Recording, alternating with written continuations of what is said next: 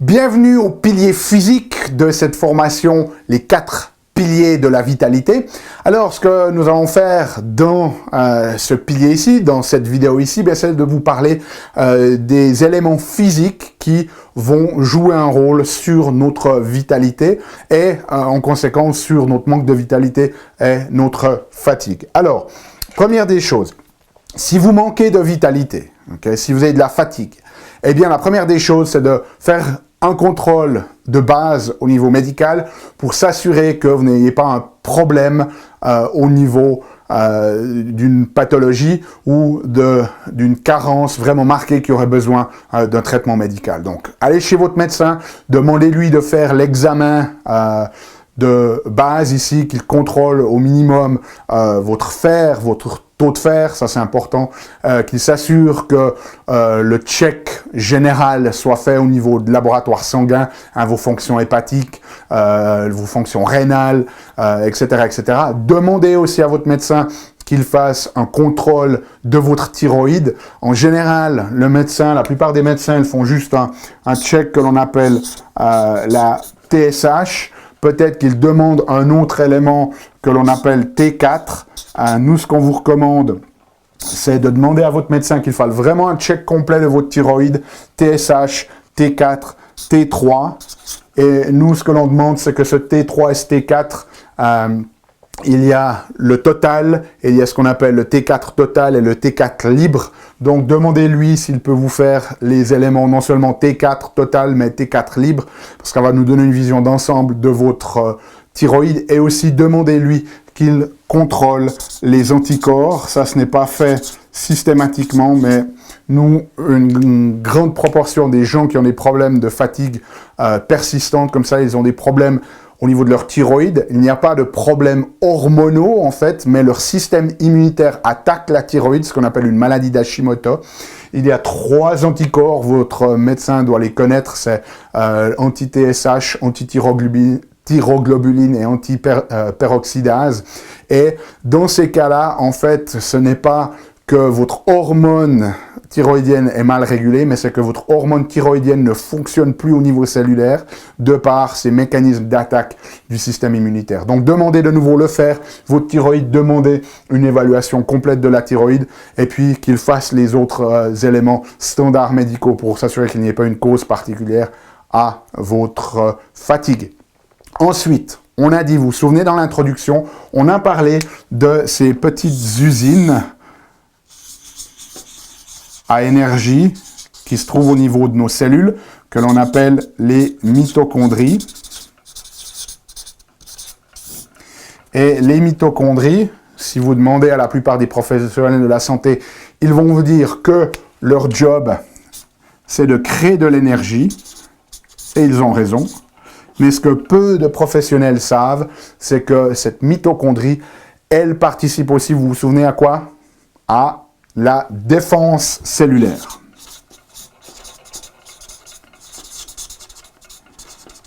À la défense cellulaire. Si vous n'avez pas regardé l'introduction, je vous propose d'aller la voir parce que ça va être très important pour le contexte ici. Donc, ça veut dire que notre mitochondrie, elle peut être dans 2 modes différents. Elle ne peut pas être les 2 à la fois dedans. Elle est soit en mode production d'énergie, soit en mode défense cellulaire. Et votre degré de vitalité, au niveau physique, en tout cas, il est directement proportionnel au degré de mode de défense dans lequel est votre mitochondrie. Le plus votre mitochondrie, vos mitochondries sont en mode défense, le moins d'énergie vous êtes capable de produire. Ce sont des vieux mécanismes de protection. Okay? Donc, on a cette notion-là d'équilibre ici entre le mode énergie et le mode défense cellulaire. Et si votre mitochondrie doit participer à cette défense cellulaire, eh bien, votre mode énergie va diminuer et vous allez être capable de produire biologiquement moins d'énergie. Alors, quand est-ce que le mitochondrie se met dans ce mode de défense cellulaire? Eh bien, c'est lorsque nos cellules déclenchent ce que l'on appelle une réponse cellulaire au danger. La réponse cellulaire au danger. Et là, c'est en fait lorsque votre système sent une menace. Cette menace, elle peut être réelle ou potentielle. elle peut aussi être imaginaire, eh bien, ça va mettre nos mitochondries dans ce mode de défense cellulaire. Et ces mitochondries, elles vont se déconditionner, certaines vont même mourir. Donc, dans un premier temps, il va falloir mettre en place des stratégies pour sortir le corps de cette réponse cellulaire au danger. Mais une fois que l'on a fait ça, et ça, très peu de personnes en parlent, c'est une fois qu'on a fait ça, il va falloir qu'on réentraîne et qu'on reconditionne vos mitochondries. Et même une chose qu'on peut faire, c'est qu'on sait que ces mitochondries, elles peuvent en fait se multiplier. Donc l'idée, ce n'est plus juste de sortir votre corps de cette physiologie de défense de danger qui met vos mitochondries dans un mode de défense cellulaire, mais c'est de le sortir de ça, bien évidemment, mais ensuite de réentraîner, de reconditionner, de réhabiliter vos mitochondries. Alors, on a dit que ce qui met nos mitochondries dans cette défense cellulaire, c'est cette réponse cellulaire au danger. Et qu'est-ce qui y participe?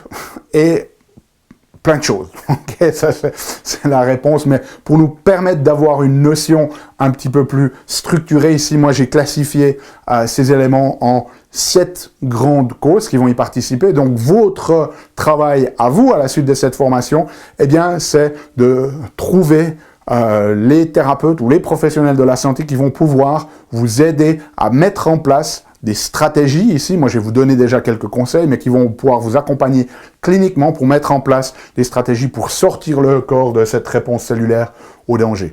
Alors, la notion, elle est ici que peu de personnes ont cette vision vraiment holistique et vous allez peut-être devoir trouver différents professionnels, certains au niveau nutritionnel ou de médecine fonctionnelle, certains peut-être plus au niveau structurel, peut-être d'autres qui vont vous accompagner dans le mouvement, etc. Mais finalement, ça vaut la peine. La plupart d'entre vous, vous allez prendre du temps. Combien de temps vous prenez pour planifier vos vacances? Ben, très certainement, si on regardait un bon nombre d'heures. Et ça, vous le faites chaque année. Et pourtant, à aucun moment, vous avez pris un moment pour finalement chercher et créer une équipe de professionnels qui peut répondre à vos besoins. Vous allez peut-être, si vous le faites un peu comme les gens que moi je vois dans ma clinique, eh bien c'est, voilà, vous allez chez un thérapeute parce que vous entendez parler de lui et puis il essaye un truc, puis ça fonctionne pas, puis vous allez chez un autre, mais vous n'avez pas une réflexion globale qui vous permet finalement de dire « Ah oui, ben, je vais avoir besoin d'une personne comme ça, d'une personne comme ça. » Et à ce moment-là, allez contacter ces personnes, de leur poser un certain nombre de questions pour savoir si elles sont capables de vous aider. Alors, hop, pardon, je viens de lâcher mon stylo. Pas grave, on en a d'autres. La notion, c'est ici, la structure que je vais vous donner, c'est un peu une carte, une manière de raisonner qui va vous permettre de poser les bonnes questions, de contacter les bons professionnels pour voir s'ils peuvent être partie de votre équipe et qu'ils puissent aussi communiquer entre eux pour vous aider au mieux. Alors, on va changer de couleur, comme ça va m'éviter de disparaître sous la vidéo ici, et on va parler de ce qui participe à la réponse cellulaire au danger. Alors, le premier élément ici, c'est la lumière. Très certainement un petit peu inattendu pour vous, mais la lumière, dans son aspect de déficience, mais aussi dans son aspect de toxicité. Alors, qu'est-ce que j'entends par là? Eh bien, en fait, nous avons ce qu'on appelle des rythmes circadiens. Le plus basique, c'est, voilà, pendant la journée, il fait jour, il fait du soleil, on l'espère quand même de temps en temps, et puis ben, pendant la nuit, il fait noir. Et fondamentalement, le point de vue le plus basique possible, ben, pendant la journée, il faut qu'on soit vraiment exposé à cette luminosité, et pendant la nuit, il faut que l'on soit dans un environnement complètement noir pour pouvoir bien dormir. Ces rythmes circadiens, ils vont vraiment avoir un impact très fort sur notre physiologie et sur notre capacité à produire en fait de l'énergie. Ces mitochondries, elles produisent en fait une molécule que l'on appelle de l'ATP, qui est un petit peu la pile, si vous voulez, d'énergie au niveau cellulaire. Mais ce qu'il faut savoir, c'est que 3/4 de l'ATP qui est produit, ça n'a rien à voir avec ce que l'on mange ou le fuel qu'on apporte à nos bactéries, c'est en fait la luminosité à laquelle on est exposé et ce rythme circadien. Donc vous voyez pourquoi je l'ai mis au numéro 1, parce que ça représente quelque chose de très importants. Alors, qu'est-ce que ça veut dire? Déficience? Eh bien, déficience, c'est si vous êtes toute la journée dans un bâtiment, vous n'allez pas être exposé à la luminosité. Il y a vraiment besoin que cette luminosité vienne toucher votre rétine, surtout le matin, lorsque le soleil se lève, voilà, pour dire à votre corps, voilà, maintenant on est en train d'entrer dans la journée. Donc, c'est cette carence, ça peut être aussi pendant l'hiver, parce qu'on n'a pas beaucoup de luminosité, donc recherchez le soleil. On a aussi cette notion, parce que certains exagèrent aussi, et ils vont se poser sur des plages en été, à faire le steak sur, presque comme un steak sur un barbecue, à s'exposer à des quantités massives de rayons lumineux, alors qu'ils ne sont jamais exposés le reste de l'année. Ce n'est pas une bonne chose non plus. Mais aussi, on est parti dans cet extrême d'avoir peur du soleil et de se mettre des couches de crème. Voilà, exposez-vous, mais exposez-vous avec raison. Et puis la toxicité à la lumière, eh bien, c'est d'être exposé à la lumière alors que notre corps aurait besoin d'être exposé au noir. Et une des choses les plus importantes de nos jours, c'est ces lumières bleues qui sortent des écrans de ce que vous êtes en train de regarder maintenant, hein, votre ordinateur, votre télévision, votre mobile, etc. Donc ces choses-là, essayez de les arrêter. Au moment où le soleil va se coucher, vous ne devriez plus être exposé à la lumière bleue de ces écrans. Si vous ne pouvez pas faire autrement pour des raisons de travail, utilisez des moyens de hacking, c'est-à-dire d'utiliser des lunettes qui bloquent ces émissions bleues. Il y a des lunettes un peu orangées comme ça ou un peu jaunes qui vous permettent de bloquer ça. Mais ça, c'est très très important. Donc, premier aspect, respectez le rythme circadien. Levez-vous le matin. Si vous avez l'occasion, exposez-vous quelques minutes au soleil le matin. Sortez aussi un peu dans la journée si vous êtes beaucoup dans des bâtiments pour vous exposer à la luminosité, surtout quand il y a du soleil. Et puis le soir, dès le moment où le soleil se couche, eh bien, tamisez les lumières. Évitez ces lumières bleues. Allez vous coucher vers 21h, 22h. Assurez-vous d'être endormi à 11h, parce qu'entre 11h et 1h du matin, ces rythmes circadiens vont nous faire entrer dans des rythmes de nettoyage, ce qu'on appelle l'autophagie cellulaire, qui vont recycler en fait certains éléments, dont les mitochondries qui sont affectées, et qui vont permettre au corps de se régénérer. Et si vous perturbez ces rythmes circadiens, eh bien, ça va affecter ces fonctions de mitochondrie. Deuxième élément qui vont affecter ces mitochondries, ce sont les toxines. Alors les toxines, on en a deux types. Il y a les toxines qui viennent du monde extérieur, et la plus fréquente, c'est en fait les médicaments. Okay, donc il faut savoir qu'à chaque fois que vous prenez un médicament, certaines fois, on vous les donne, c'est nécessaire médicalement, mais très souvent, il y a surconsommation de médicaments, et des fois, on prend des médicaments pour des choses dont on n'aurait pas besoin, pour la moindre petite entorse, pour la moindre petite douleur, hop, on avale ces pilules-là. Eh bien, sachez que ça va affecter la fonction des mitochondries. Donc, un de vos devoirs, par exemple, c'est d'aller voir votre praticien, votre médecin, et de lui demander quels sont les médicaments qui sont absolument, si vous prenez les médicaments, quels sont les médicaments qui sont absolument essentiels pour vous en ce moment, et s'il n'y a pas des alternatives à cette médication. Et laissez-moi vous suggérer, sans aucun jugement de valeur, mais si votre médecin vous dit que votre pilule contre le cholestérol est absolument nécessaire, par exemple, et qu'il ne vous propose pas des alternatives nutritionnelles, eh bien, trouvez quelqu'un qui va pouvoir travailler avec vous là-dessus, parce que si vous rééquilibrez votre corps, vous allez voir qu'il y a beaucoup de ces médicaments dont votre corps n'aurait pas plus besoin. Ne les jetez pas par la fenêtre comme ça maintenant, on se comprend bien. Posez la question à votre médecin de voir s'il n'y a pas des alternatives plus naturelles, mais faites-le avec le soutien de professionnels qui sont spécialisés là-dedans. Les médecins ne sont pas formés en nutrition. Il y a des sondages qui ont été faits aux États-Unis, par exemple, lorsqu'on demande au public ce qu'ils pensent des médecins en matière nutritionnelle. La grande majorité des gens pensent que les médecins sont des sources crédibles d'informations en matière de nutrition. Mais en fait, quand on demande aux médecins eux-mêmes, 6 médecins sur 7 se disent ou se sentent complètement incompétents ou démunis pour faire face à ces besoins-là.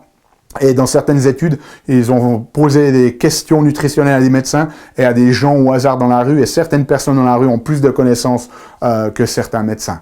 Donc, ça fait peur. Les médecins sont conscients de ça. Dans certains des sondages, ils montrent que 3/4 des médecins pensent que la nutrition devrait faire partie, en fait, de la routine médicale, que c'est important dans 95% des cas, mais seuls environ 15% des médecins se disent aptes à vraiment répondre à ces besoins. Donc, trouvez-vous quelqu'un qui est spécialisé là-dedans, un nutritionniste ou un médecin ou un praticien de médecine fonctionnelle ou quelqu'un qui a une formation en nutrition. Okay?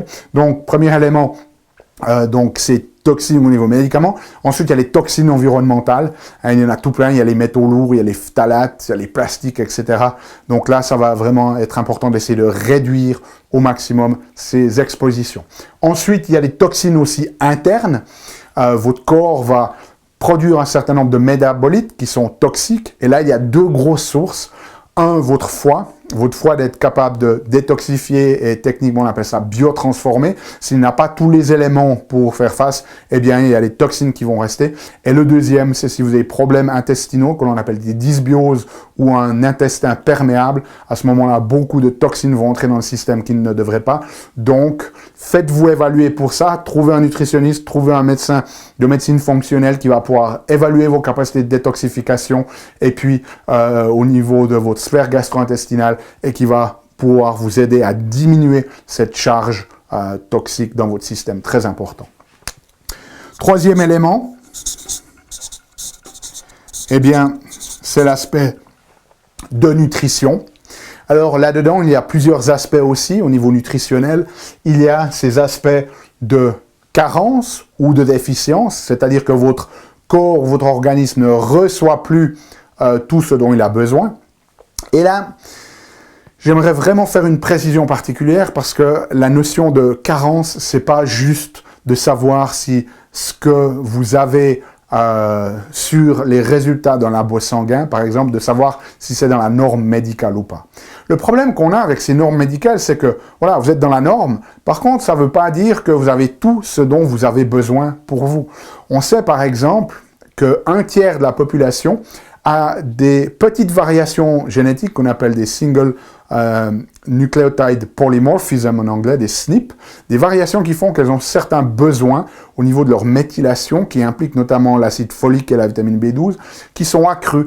Donc c'est possible que vous ayez des variations génétiques qui font que vous avez des besoins qui sont accrus par rapport aux normes, et ça, il faut trouver un professionnel, nutritionniste ou autre, qui soit capable de déterminer si les besoins de votre corps sont comblés ou pas. Okay? Donc, de nouveau, posez la question, par exemple, à votre nutritionniste, est-ce que vous êtes capable de me dire ce que mon corps a besoin, au-delà de juste savoir si mes résultats sont dans la norme. Okay? Il y a des techniques pour ça au niveau clinique, mais posez la question. Donc, le premier aspect, c'était cet aspect de déficience, de carence. Peut-être que vous n'avez juste pas assez, mais peut-être aussi vous recevez assez, mais ce que cet assez selon la norme n'est pas assez pour vous. Ensuite, deuxième élément au niveau nutritionnel, c'est tout ce qui est toxicité nutritionnelle, c'est-à-dire que ça peut être des sensibilités alimentaires, ça peut être des allergies alimentaires, ça peut être certains aliments que vous ne tolérez pas ou que vous digérez mal, ou alors ça peut être des aliments qui sont simplement nocifs pour vous. Si vous consommez énormément de graisses trans, par exemple, on sait que c'est nocif pour vous et vos mitochondries. Si vous consommez énormément de produits raffinés, de produits industriels, de produits qui sont chargés en sel et en sucre, on sait que ce n'est pas bon pour vous. Donc, demandez aussi à la personne qui va vous suivre au niveau nutritionnel si elle est capable de vous orienter à ce niveau-là par rapport à une alimentation qui est appropriée, pas juste de manière très vague, générique, mais pour votre physiologie à vous.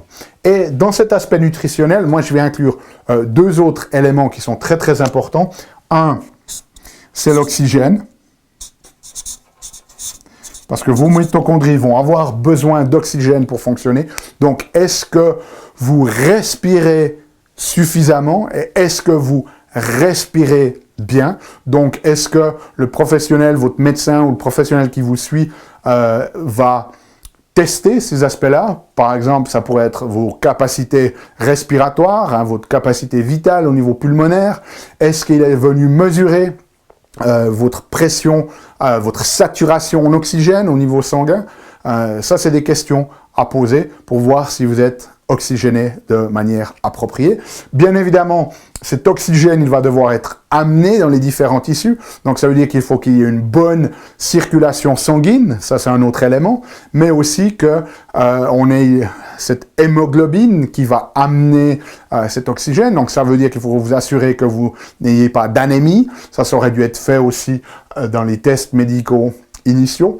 Et puis, autre élément, ici, très très important, c'est ce qu'on appelle la dysglycémie. Alors, ça devrait s'écrire plutôt comme ça, si on y arrive. Dysglycémie, ça veut dire quoi? Ça veut dire que nos mitochondries, elles peuvent créer de l'énergie à partir de différentes sources nutritionnelles. Une, c'est le glucose, mais il y a aussi certaines graisses.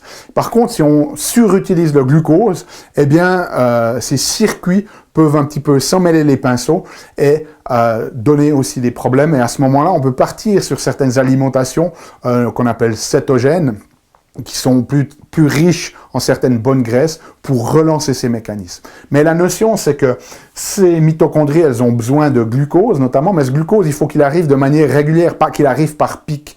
Et ça, c'est une problématique qu'on peut avoir souvent dans notre société qui consomme énormément de sucre ou de dérivés qui vont se transformer très rapidement en sucre, comme tout ce qui est raffiné, comme les farines par exemple. Et à ce moment-là, ça va déréguler cet apport en glucose, ce qui va aussi avoir un effet sur nos mitochondries. Donc, une des questions, par exemple, que vous pouvez vous poser, c'est quel est l'impact de mon alimentation sur mon degré de vitalité? Est-ce que avant les repas, vous partez un peu en hypoglycémie et puis que vous avez tendance à avoir de la fatigue et vous mangez à ce moment-là, ça vous rebooste?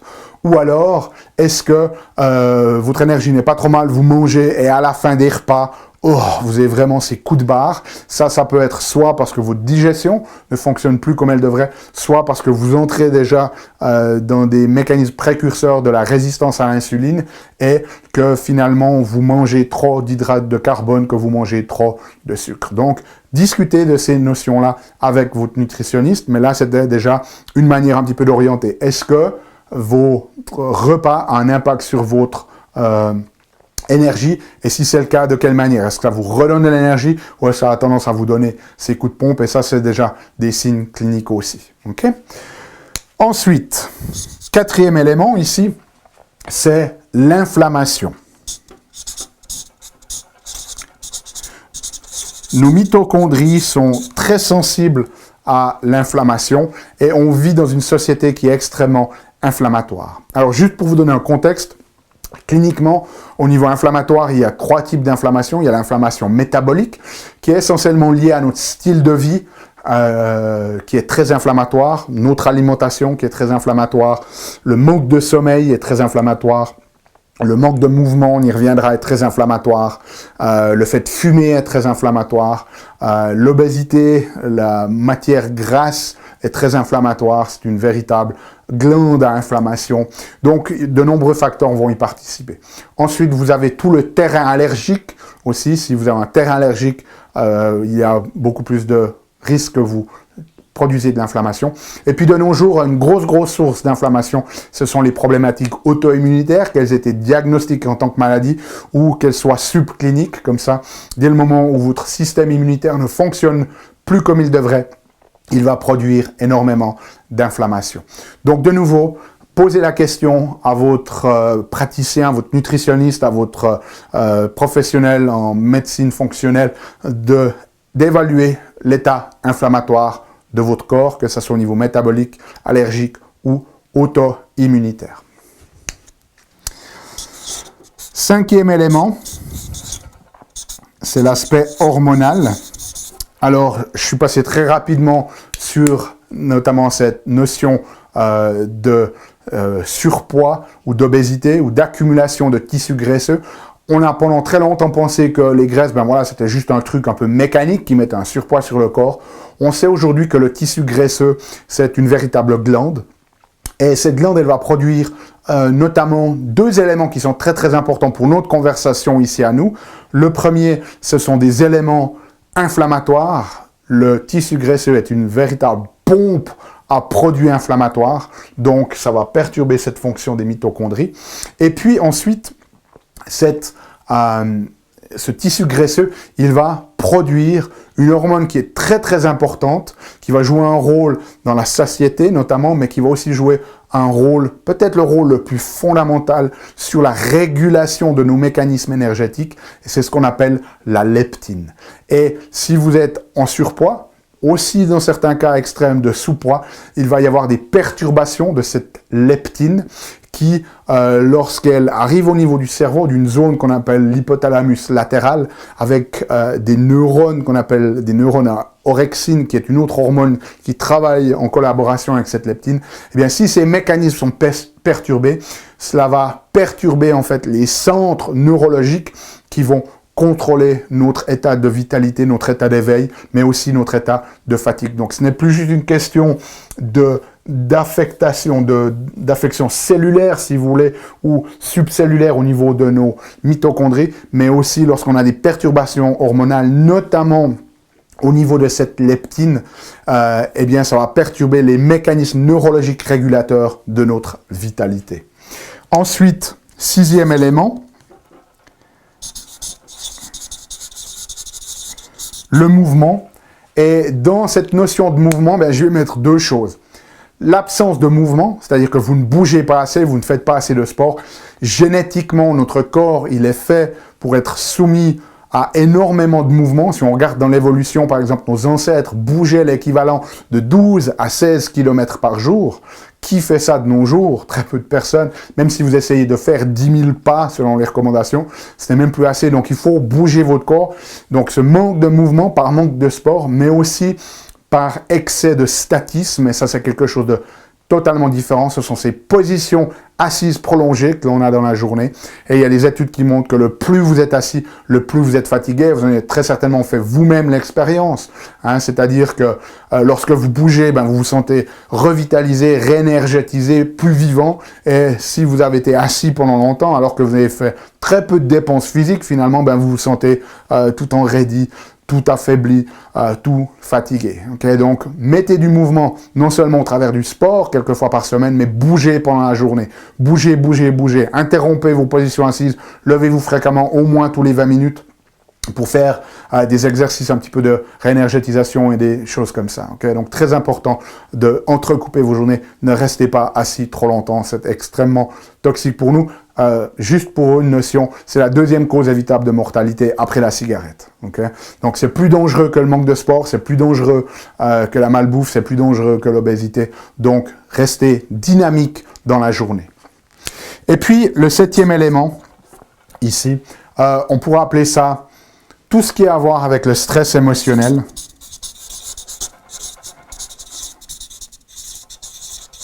Stress émotionnel. On a dans notre cerveau certaines zones qu'on appelle le système limbique, qui sont ces zones émotionnelles.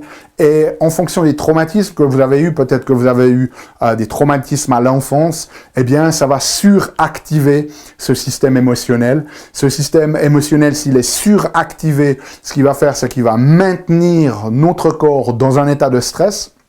Et cet état de stress, il va surconsommer au niveau énergétique, notamment en mettant nos mitochondries dans ce mécanisme de défense cellulaire. Donc voilà un autre élément qu'il va falloir gérer, c'est l'aspect du stress émotionnel. Pardon. On en reparlera bien évidemment dans le pilier émotionnel et dans le pilier psychologique pour vous donner des pistes à ce niveau-là.